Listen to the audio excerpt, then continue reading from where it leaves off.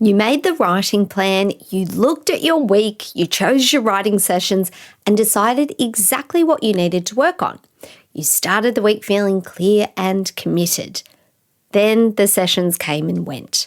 Maybe life became busier than you expected. Maybe you sat down and resistance took over. Or maybe you avoided the manuscript completely. And now the week is ending with that familiar voice in your head saying, "See, you didn't follow through." This is the point where so many writers turn one missed plan into a judgment about who they are.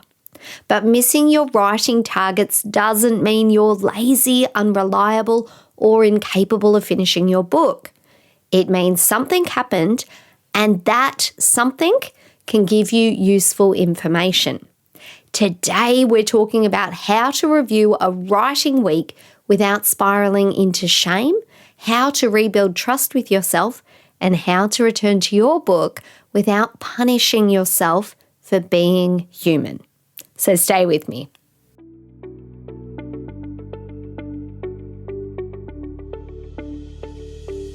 If you feel called to write a book, but writer's block, procrastination, and self-doubt keep pulling you from the page, you're not alone, and you're not meant to stay stuck.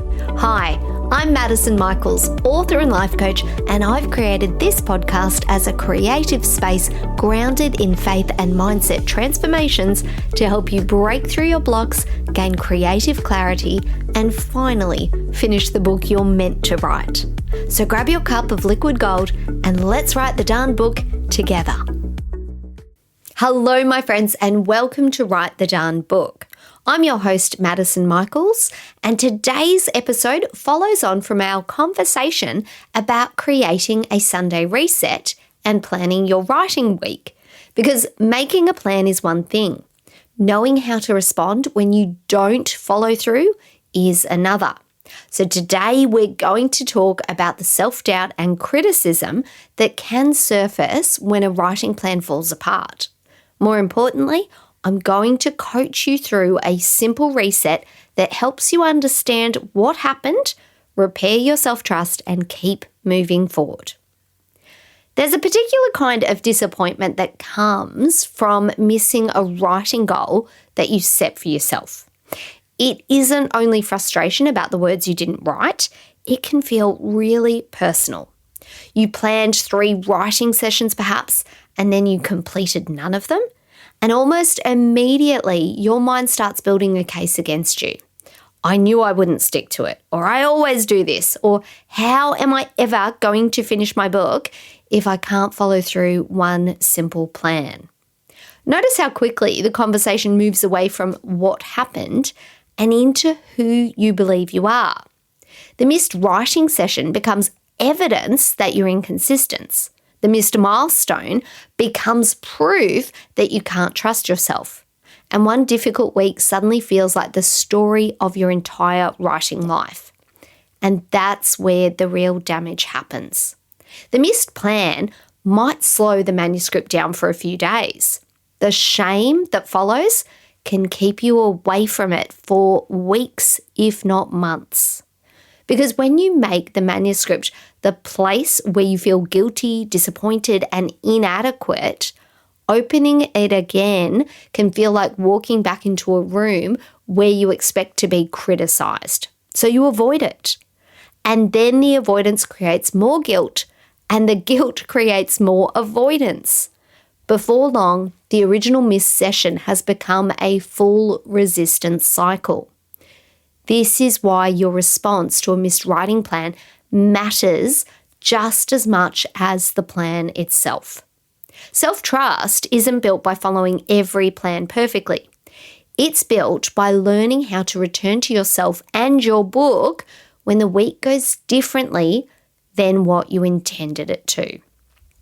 Let's imagine you sit down on Sunday and you create a thoughtful plan for your writing week ahead. You might choose Tuesday morning, Thursday afternoon, and Saturday before lunch. And you decide which scenes you'll work on, and the plan feels realistic and achievable. Then Tuesday morning arrives after a terrible night's sleep, and you tell yourself you'll move the session to later. But then later fills up with other life commitments and work. Then on Thursday, you open the manuscript and you realise that the next scene feels emotionally difficult to write. So you reread the last few pages, perhaps you check your phone, and eventually you decide that you're too distracted to write well, so you're going to skip the session. And by Sunday, the weight of the missed sessions are already sitting on your shoulders. You think you need to make up for the whole week, so the original 30-minute session you planned becomes a 3-hour writing marathon that you want to achieve. And that feels exhausting before you've even begun. So you avoid Saturday too. And now it's Sunday again. And you open your calendar to plan your next week of writing. But this time you don't feel hopeful. You feel embarrassed or ashamed. A part of you thinking that there's no point in creating another plan because you've already proved that you won't follow it. But have you actually proved that? Or have you discovered that Tuesday wasn't the right session for your energy, that Thursday contained resistance around a particular scene, and that Saturday's target became too large because you were trying to compensate? Those are very different conclusions. One conclusion attacks your identity, the other gives you information you can use. The facts are simple. 3 sessions were planned, and 3 sessions didn't happen as intended. Everything after that, though, is interpretation. And the interpretation you choose will either help you return to the page or make the page feel even heavier. So how do you coach yourself through a missed writing week? And I want to give you a 3-part reset on how to do this. The first step is to separate the result from your identity. A missed writing session is an event. It's something that happened. It isn't a definition of who you are.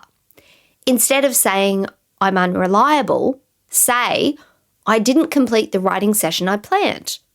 That might sound like a small change, but it matters a lot to your nervous system.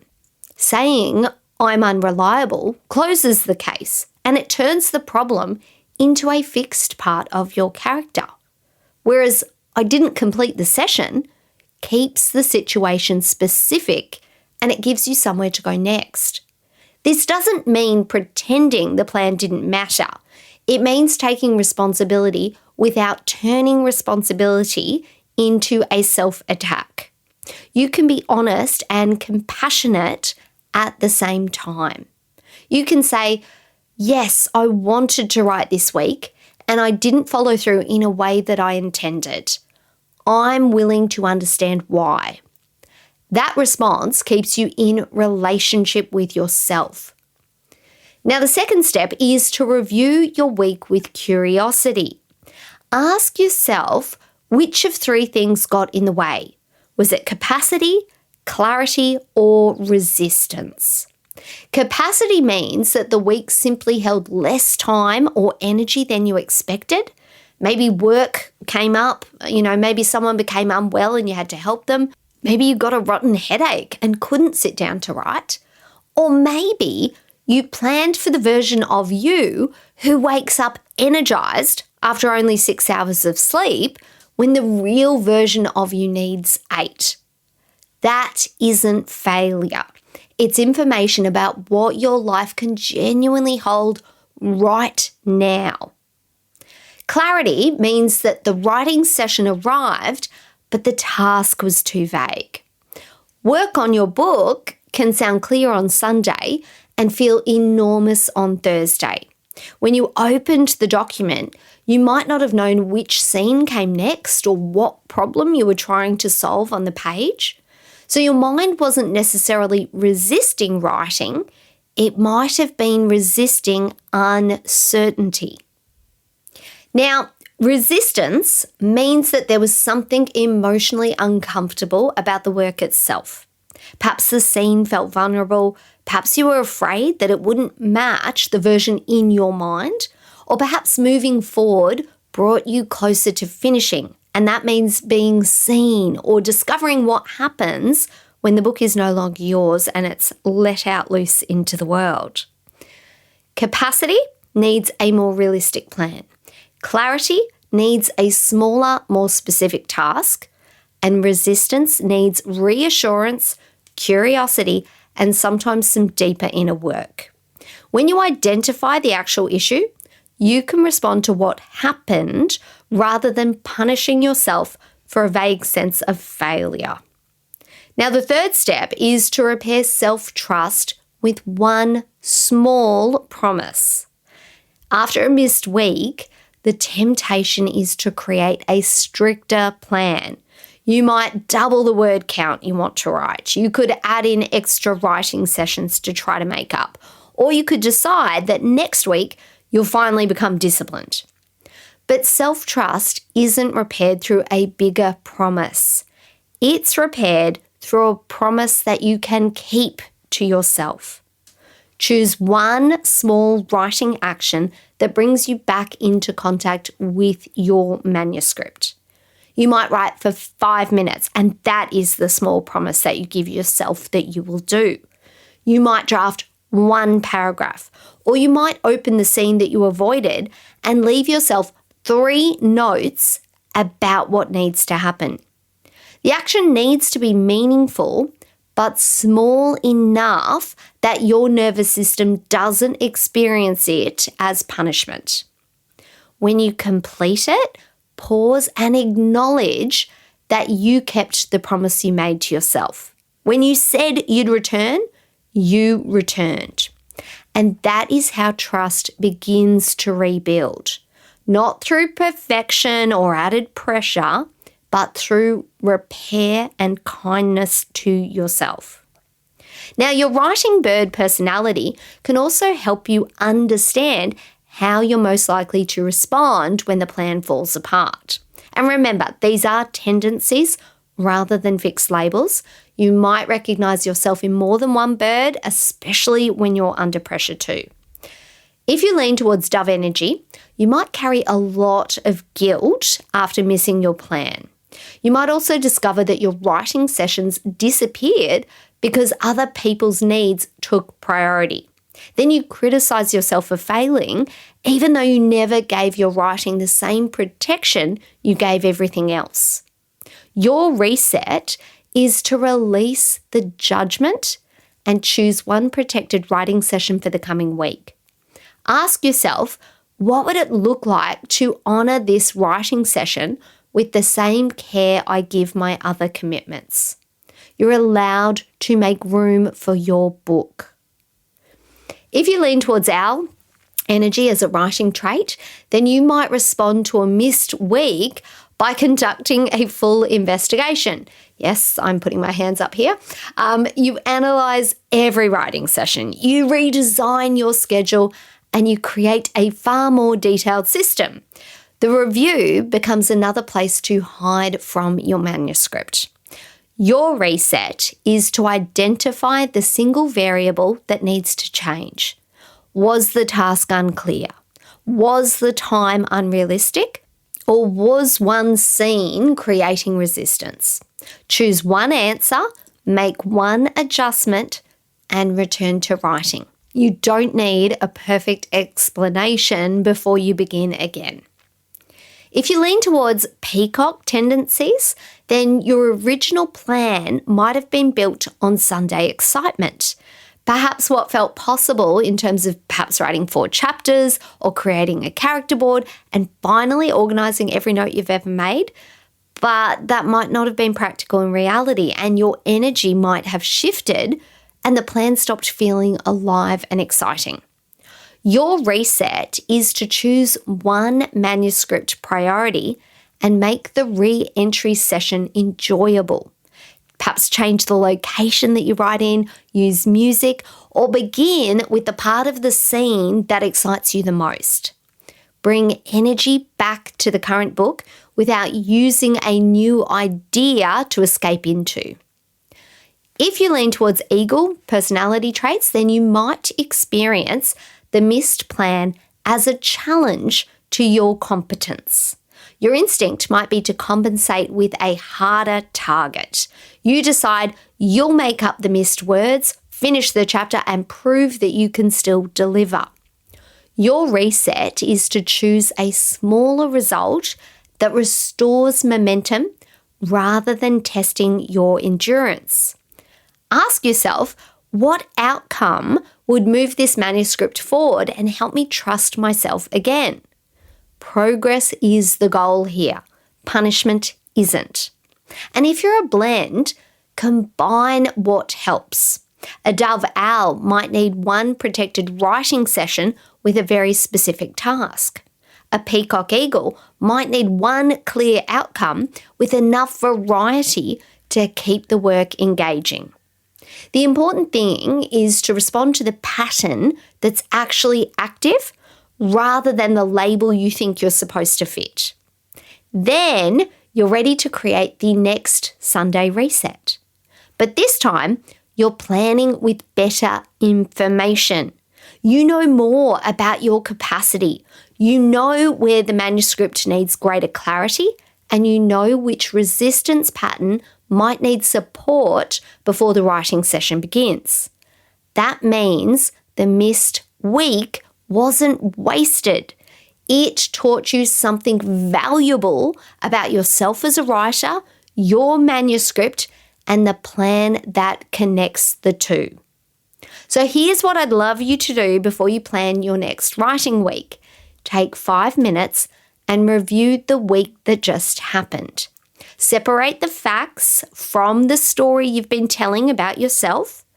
Identify whether capacity, clarity, or resistance got in the way, and then choose one small writing promise that you can keep before the next week begins.